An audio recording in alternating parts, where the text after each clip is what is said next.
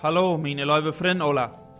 Ich habe hier und so von dir eine ganz besondere und eine ganz interessante, herzliche Einladung für dich. Du soll ein Abend sein, das nennt sich ein Musikabend, der soll sein ab CAMPO NUEVO. Die meisten kennen das vielleicht noch nicht, was CAMPO NUEVO ist, aber das ist, wenn man von Santa Cruz rüberfahren geht, nur die Brechas haben, und dann ist er bei Brecha Feuer, und der rechte Kant steht ein Sein, das sagt und so, CAMPO NUEVO.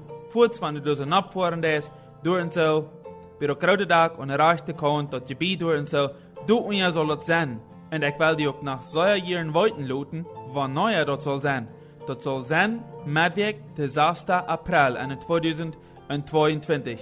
Wie immer du bist, von wo du bist ganz herzlich eingeladen, durch soll Musikabend sein, du soll gespielt und gesungen worden. Eduard Klassen von Kanada kämpft durch so, in Bolivien dort, er bringt auch noch seinen Bruder aus Paraguay mit, also freuen wir uns besonders dort, dass du auch bist dabei sein, du bist von ganzen Herzen eingeladen zu diesem Abend. Der Glock wo viel, wollte ich dir auch gut sagen. Das ist der Glock 7:30 so abends, der 6. April. So, nu fehlt die vielleicht eine Ubikation, aber du wolltest nicht, wo die Hand kommen, aber kannst das vielleicht nicht mal. Ich wollte hier eine Phonummer lauten, und da kostet dann über WhatsApp eine Frage. Die Phonummer ist es das, 68 93 34 94. Bient eins von CAMPO NUEVO.